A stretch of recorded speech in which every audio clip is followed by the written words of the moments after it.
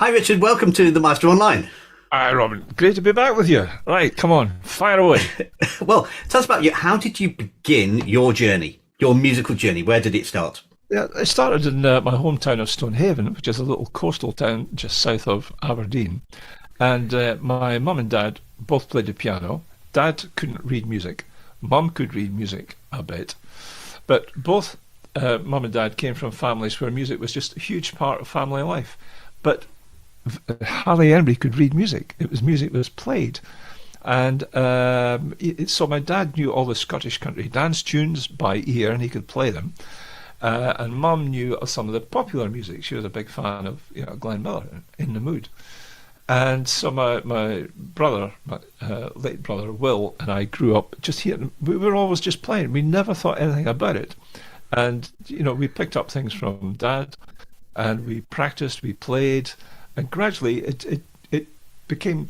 We got it sorted, but I always learned to play to hear before I learned to read music.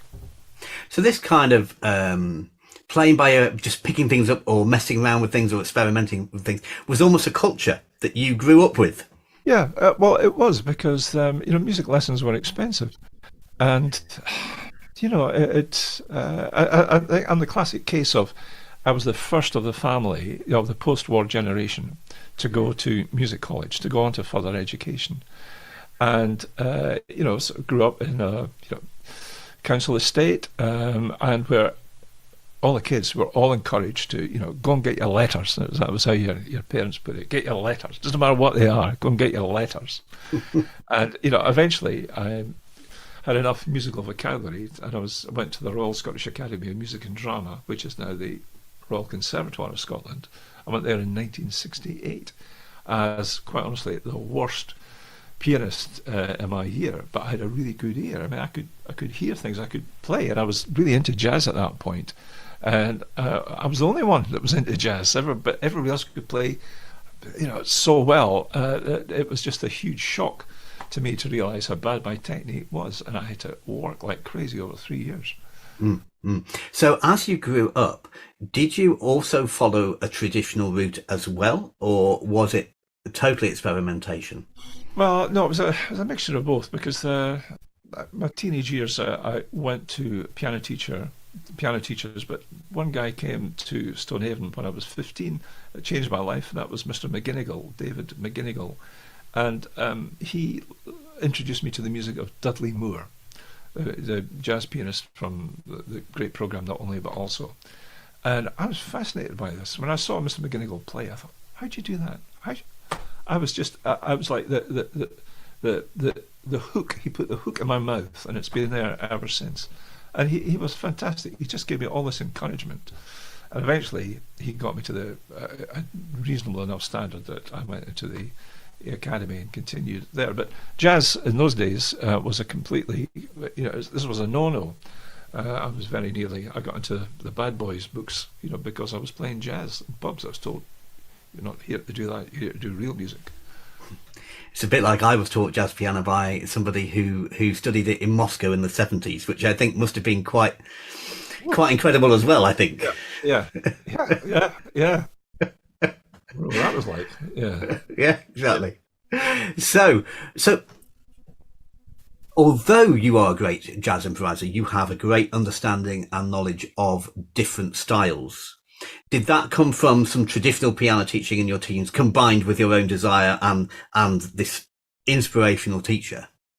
Yeah, well, it was just that I kept hearing things as music. I didn't see the need to say this is jazz, this is classical, this is folk, because they all use the same chords. Yes. It's just played in different styles. But my days as a student, it was just you weren't, you're a black sheep if you played in a band.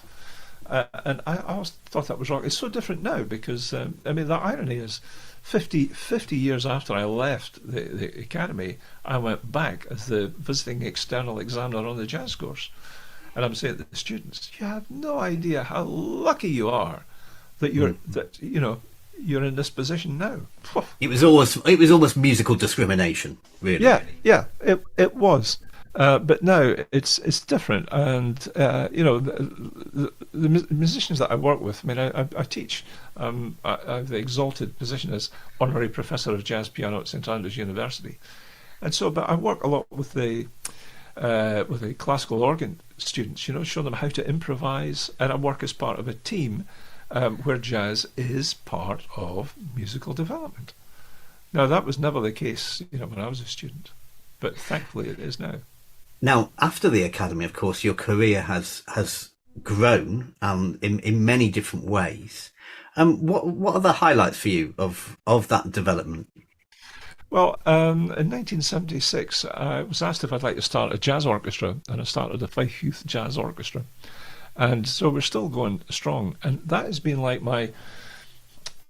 nowadays, if I was a kid, I'd think of going to study jazz at a program, in the RCS or London or America, Berkeley.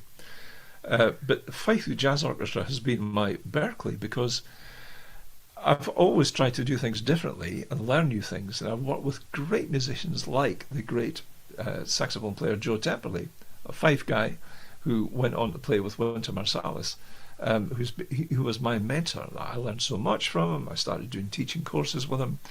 And when you're working with great musicians, quite honestly, you shut up and you listen to what they have to say and you absorb it.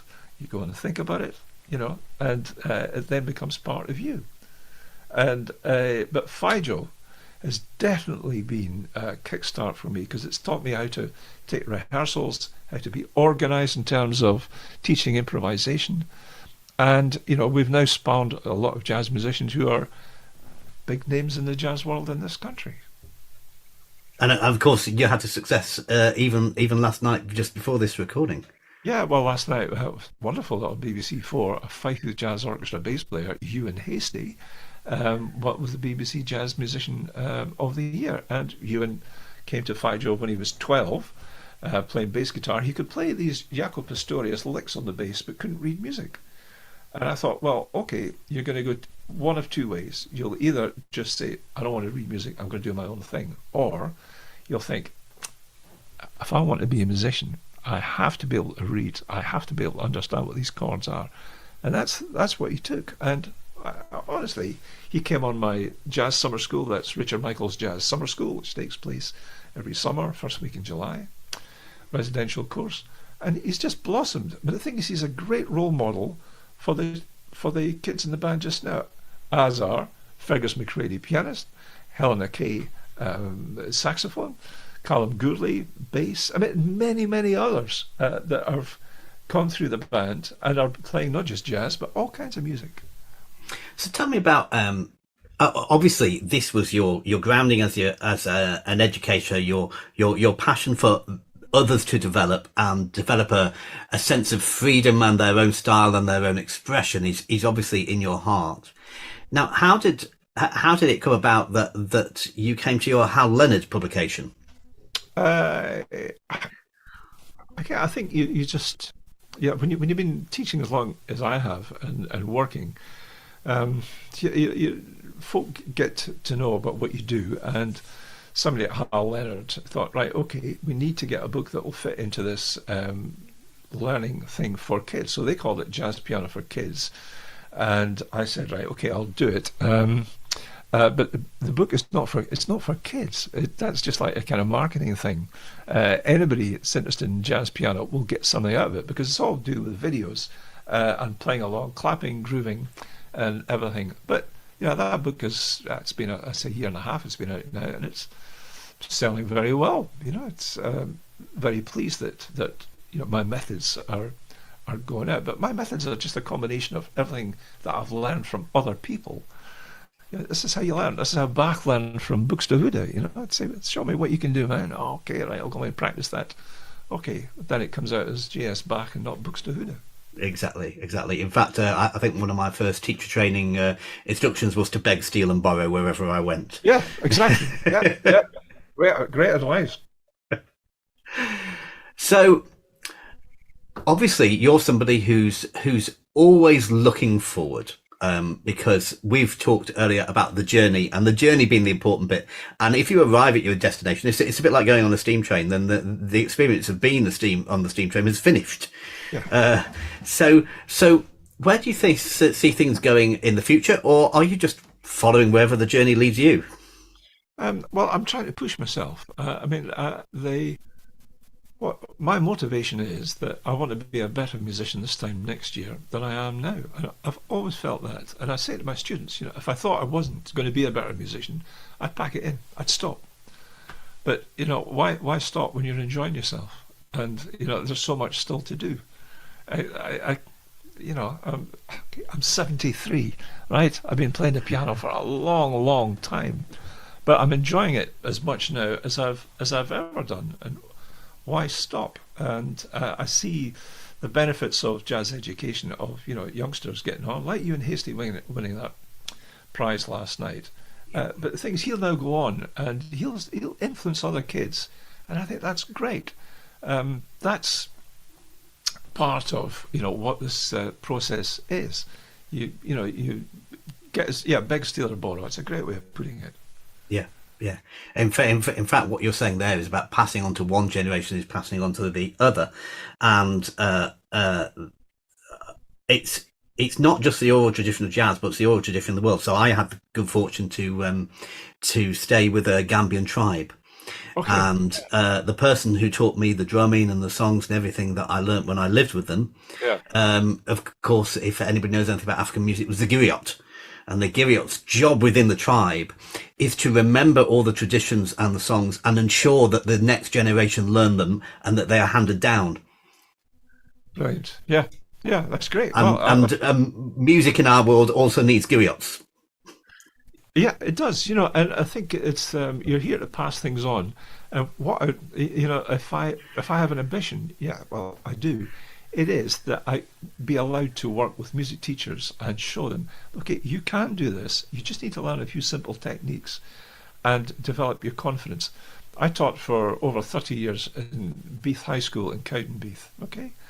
And I realised that I wasn't teaching music, I was teaching confidence. Mm. I was teaching kids who would come in and say, oh, I'm not very great at this. Oh. Say, come on, let's play. Okay, come on. Let's smile, let's have some fun, let's play some music. And I realised that, I could get these kids to walk into an exam room with confidence and play. All examiners will tell you, they can tell from the way somebody walks in, how they sit at the piano. You can almost tell the mark they're going to get. Yes. You practice walking into a room confidently, and having done it practice, it sets you up to perform. And yes. That's what I did. Interestingly, I was appointed by Douglas Coombs to his choir adjudicators Yes, I know Douglas. Team. Yes. Do you? Yeah. Well, I'm on Douglas's team, and I had to do a day of assessment to be part of that team. Yeah. And one of the things we did do actually was watch videos of choirs walking on to decide how we thought they would perform even before we heard them. Absolutely right. Yeah. Yeah, that's it. So much of it is just in the, it's nothing to do with arrogance. It's to do with just confidence. It's being able to say, and I say to the kids in the band, right, come on, you're going to walk on here like we own the place, right? We're going to play, but you're going to radiate some joy because there's enough misery in the world. Our job is to spread a little joy, and we don't do that by going on like that. Do you know, Richard, that's a perfect point to end this interview on. Our job is to spread a little joy. Just, You heard it first here. Politicians, listen. Absolutely. Thank you, Richard.